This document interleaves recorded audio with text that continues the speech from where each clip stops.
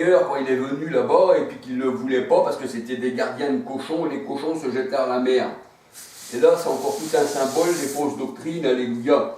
Et là, eh bien, il voulait se gaver aussi cet homme qui savait détourner du Seigneur. Il était perdu, mais le Seigneur, il dit, mon fils qui était perdu est revenu à la vie, alléluia. Il ne mangera pas, eh bien, le couroube des cochons. Luc 15, versets 11 à 32. Et on peut regarder aussi pour la nourriture des cochons. Et en plus, pour en savoir plus, Luc 8, versets 27 à 39, les cochons ont plongé dans la mer. Et mettent un anneau en or sous le nez d'un cochon qui représente l'homme, parce que les cochons, ça représente toujours les hommes qui sont contre Dieu. La truie lavée est retournée à sang vomi. Eh bien, on peut dire que mettre un anneau en or dans le nez d'un cochon, c'est donner, on va dire, un cochon, il ne peut pas comprendre ce qui est cet anneau en or, il ne peut pas, donc, donnez pas vos perles au cochon, qu'il est le Seigneur, ni aux chiens, parce qu'ils vont se détourner et vous déchirer.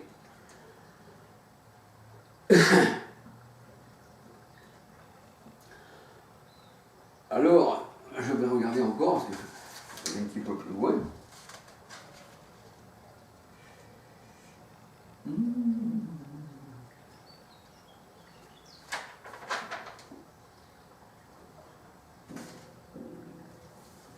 J'espère que je n'ai pas plus de pages.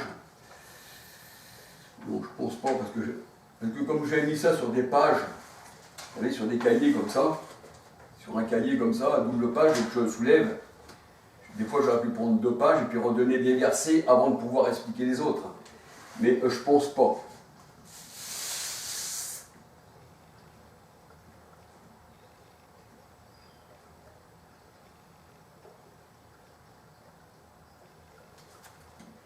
Alléluia.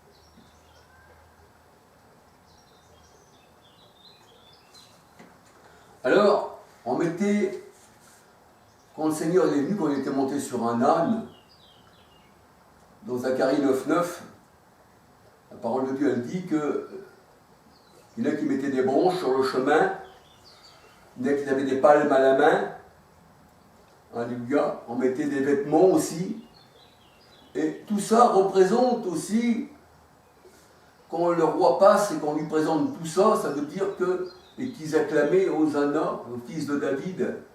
Alléluia.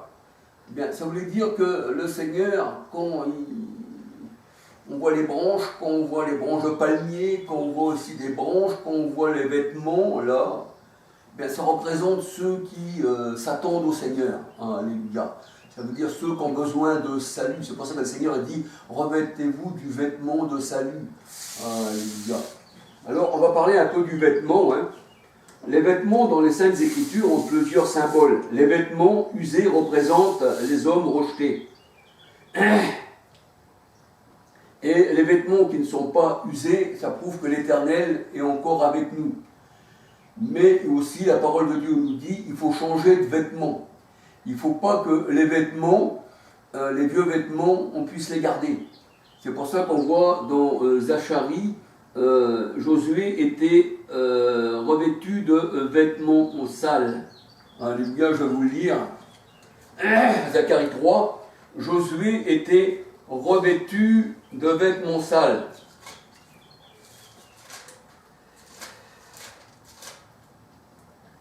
Zacharie.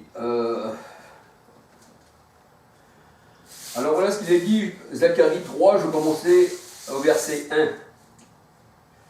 Il me fit voir Josué, le souverain sacrificateur, debout devant l'ange de l'Éternel, et Satan qui se tenait à sa droite pour l'accuser. Parce qu'à chaque fois que vous avez quelque chose qui peut être sale, l'adversaire vient toujours à du Job, comme qu'il est, mais mets-le à l'épreuve. Eh bien c'est ça. Et Satan, c'est l'homme, hein, c'est la pensée de l'homme. Dans Matthieu 16, versets 20 à 23. C'est la pensée de l'homme. C'est l'homme, en fait. Le Seigneur a dit tel qu'il est, tel qu'il ressemble à sa pensée. Mais là, il me fit voir Josué, le souverain sacrificateur, debout devant l'ange de l'Éternel, et Satan qui se tenait à sa droite pour l'accuser. L'Éternel dit à Satan que l'Éternel te réprime, Satan, que l'Éternel te réprime. Lui qui a choisi Jérusalem. Voyez-vous, le Seigneur, il a toujours élu, il a toujours choisi. Lui qui a choisi Jérusalem. N'est-ce pas là un tisan arraché du feu? Tisan arraché du feu, j'ai fait une étude dessus, dans mes vidéos, alléluia. Or, Josué était couvert de vêtements sales. Et il se tenait debout devant l'ange. Et les vêtements qu'il représentait dans Zacharie 9.9, le Seigneur, et nous voyons que quand il rentre, on va voir encore les versets où il rentre, eh bien, dans Jérusalem, et qu'il est assis sur un âne, et que cet âne-là, il représente les disciples du Seigneur, alléluia, eh bien, il représente aussi ceux qui seront des évangélistes, et qui vont aussi, eh bien, nettoyer ces vêtements, hein, avec la parole de Dieu, et puis les vêtements vont devenir blancs, qui vont représenter l'enseignement. Proverbe 6, verset 23. Eh bien, on voit que Josué était couvert de vêtements sales, et il se tenait debout devant l'ange. L'ange prit la parole et dit à ceux qui étaient devant lui, ôtez-lui les vêtements sales. Puis il dit à Josué, vois, je t'enlève ton iniquité, et je te revêts d'habits de fête. Qu'on mette sur sa tête un turban, et ils mirent un turban pur, et ils mirent un turban pur sur sa tête, et lui mirent des vêtements, et l'ange de l'Éternel était là. L'ange de l'Éternel fit à Josué cette recommandation, ainsi parle l'Éternel des armées, si tu marches dans mes voies, si tu observes mes ordonnances, tu jugeras ma maison, et tu garderas mes parvis. Ça veut dire quoi? Ça veut dire que quand le Seigneur change tes vêtements s'ils sont sales, il change ton caractère, il te donne une nouvelle naissance. Et on voit que l'aveugle avait laissé son vêtement sur le chemin, c'est-à-dire il l'avait laissé là où Christ passait, il dit le chemin. Hein, ils suivirent le Christ. Alléluia.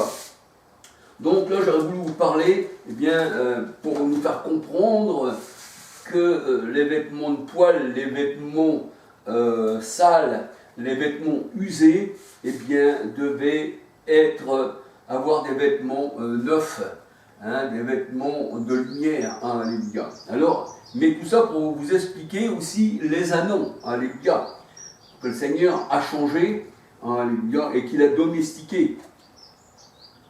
Alors, le vêtement dans les Saintes Écritures, en plusieurs symboles, les vêtements usés représentent les hommes rejetés. Et quand les vêtements ne sont pas usés, ça veut dire que le Seigneur, eh bien, il garde encore ses enfants. Deutéronome 29, verset 5. Deutéronome 8, verset 4-5. Josué 9, verset 5 à 15. Alléluia. Hébreux 1, 10, 11. Alléluia. Donc on regarde dans Hébreux 1, 10, 11, eh bien, ça prouve que le Seigneur a changé les vêtements usés. Alléluia.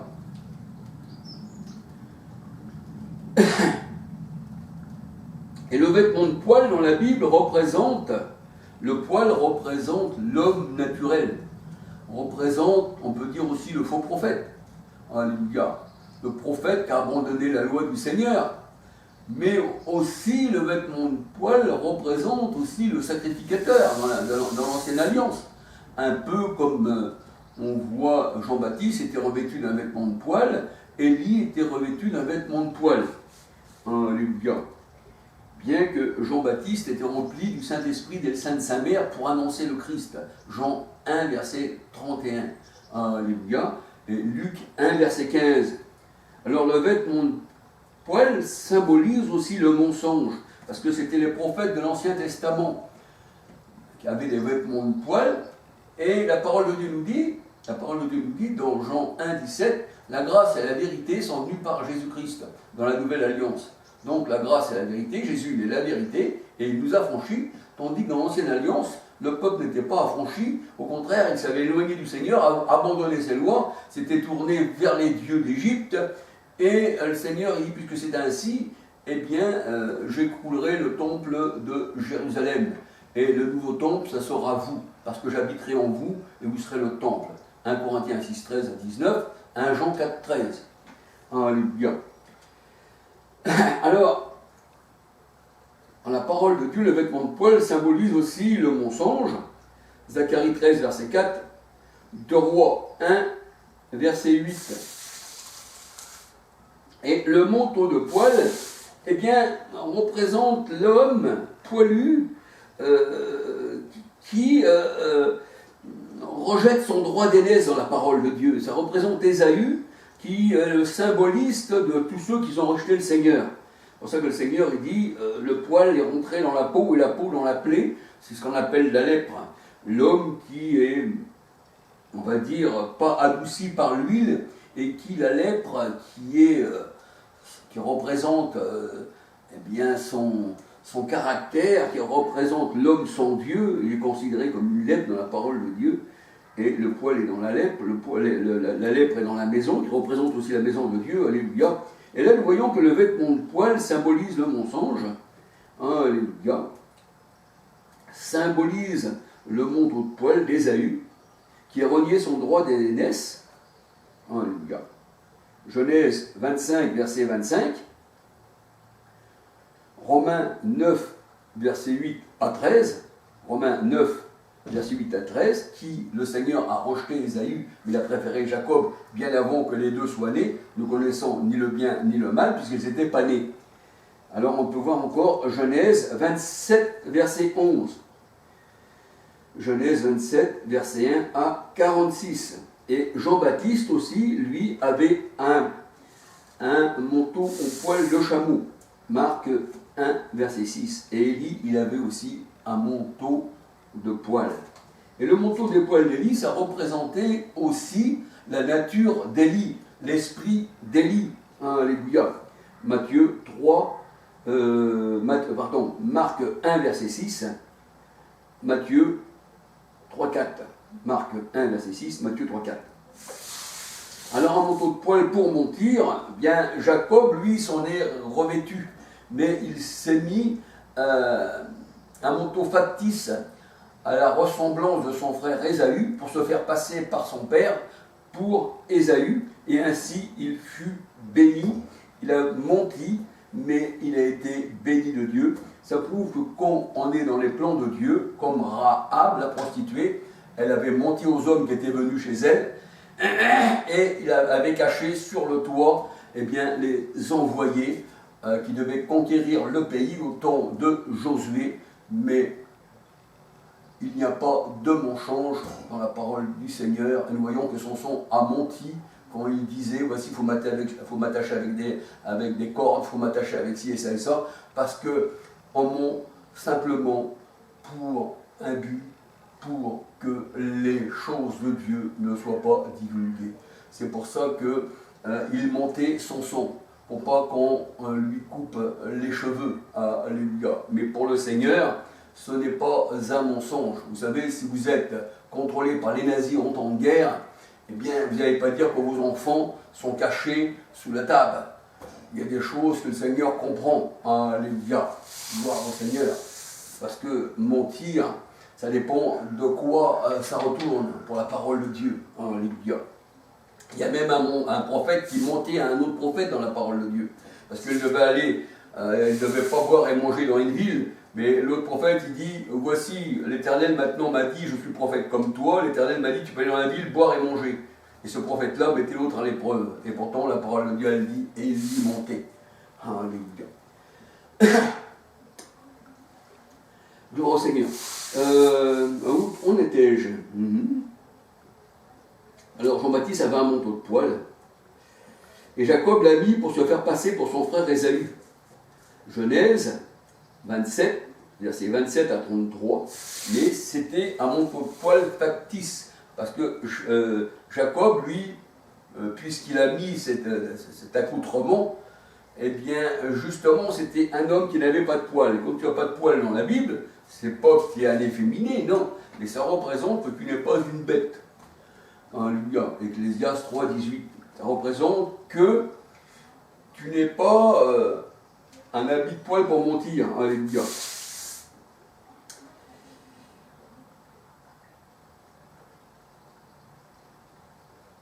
Alors, c'est vrai que l'ancienne alliance n'était pas sous la vérité. Il mettait un manteau de poil pour mentir, la parole de Dieu nous dit. Jean 1, verset 17. Car la grâce et la vérité sont venues par Christ. Psaume 104, verset 2. Le manteau spirituel, c'est la lumière. Ils sont deux manteaux comme d'une lumière. C'est ce que nous avons. On a revêtu Christ. Vous tous qui êtes en Jésus-Christ, vous avez revêtu Christ. Et c'est ce manteau de lumière qui est Christ que nous avons revêtu, parce que Christ, voici ta lumière arrive, et la parole de Dieu nous dit dans Jean 1, la lumière qui éclaire tout homme, Proverbe 6, 23, c'est-à-dire l'enseignement. Alors nous avons revêtu Christ, nous avons revêtu le manteau de lumière, Galates 3, 27. Le manteau d'un homme de Dieu représente Christ, l'Esprit Saint qui nous éclaire, qui nous enseigne, Jean 14, 26, alléluia. 1 Jean 2, 20, 27, l'onction qui nous enseigne, l'huile qui nous donne à être éclairés. Parce que si on a de l'huile dans nos lampes, et nous sommes une lampe, Matthieu 5, 14, et si on n'a pas d'huile, on ne peut pas être éclairé, et celui qui nous éclaire, celui qui nous rend des flammes de feu, comme à la Pentecôte, et qui fait de nous des chandeliers, Acte 20, verset 8, eh bien c'est le Seigneur, alléluia. Alors c'est pour ça, comme il s'enveloppe d'un manteau comme de lumière, il fallait toucher le vêtement du Christ. Matthieu 14, 36.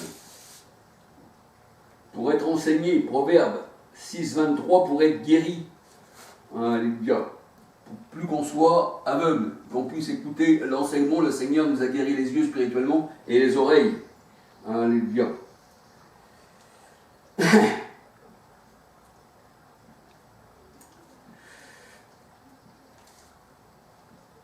Et la parole de Dieu nous dit, l'esprit d'Élie fut sur Élisée. Cela signifie que le sacerdoce d'Élie était tombé sur Élisée, que son manteau, maintenant, appartenait à Élisée. Parce que le manteau aussi représente le sacerdoce. Le manteau aussi représente l'esprit du Christ, comme nous avons vu. On a revêtu Christ. Il se revêt comme un manteau de lumière. Le manteau représente aussi la lumière, représente l'enseignement, mais le manteau de poil, lui, représente l'ancienne alliance. Et là, nous voyons que Élie, eh bien, Élisée a reçu l'esprit d'Élie, quand il est monté au ciel dans un tourbillon, et qui le tourbillon qui est le char de l'Éternel. 2 Rois 2, versets 9 à 15. 2 Rois 2, versets 9 à 15, 2 Rois 1, 11, 12. Alléluia. Donc on voit que ça représente le sacerdoce. Et les vêtements sur le chemin où Yeshua passait,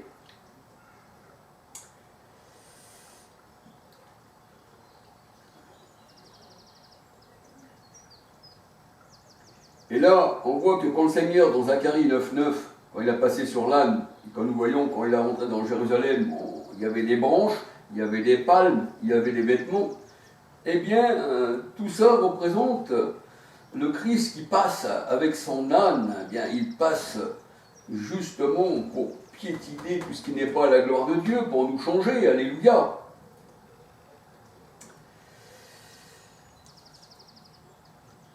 Je vais regarder Marc 11, 8.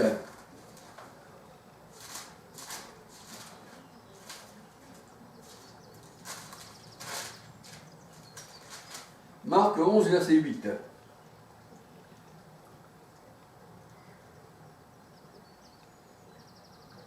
Marc 11, verset 8.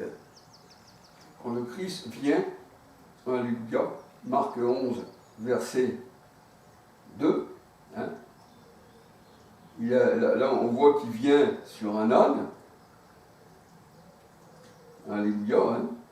Donc cet âne, où il vient, cet ânon, c'est dans Marc 11, 2, Zacharie 9, 9. Alléluia. Et on voit que ils amenèrent à Jésus l'ânon sur lequel ils jetèrent leurs vêtements et Jésus s'assit dessus. On voit qu'ils jetèrent leurs vêtements. Et quand le Seigneur est rentré dans Jérusalem, c'est ce qu'ont fait les habitants de Jérusalem. Ils acclamaient le Seigneur. Alléluia. Et on voyait qu'il y a des branches de palmier, des branches, des vêtements, tout ça. Exactement pareil. Hein. Alléluia. Et beaucoup de gens étendirent leurs vêtements sur le chemin et d'autres des branches qu'ils coupèrent dans les champs. Et quand ils coupèrent des branches dans les champs, le champ, ça représente le monde. Ah oui, Matthieu 13, 38. Alléluia.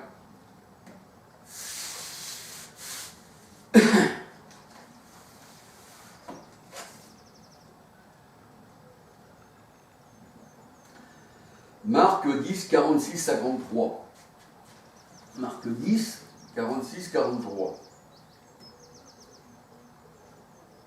Et on voit que dans Marc 10, 46, 43, ils arrivèrent à Jéricho, et lorsque Jésus sortit avec ses disciples, et une assez grande foule, le fils de Timée, mendiant aveugle, était assis au bord du chemin.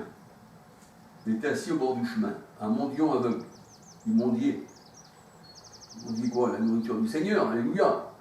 Et là, au bord du chemin qui représente le Christ, Jean 14, 6, il entendit que c'était Jésus de Nazareth et il se mit à crier, fils de David, Jésus, aie pitié de moi. Plusieurs le reprenaient. Il ne voulait pas qu'il aille trouver le Christ pour qu'il puisse avoir la vue.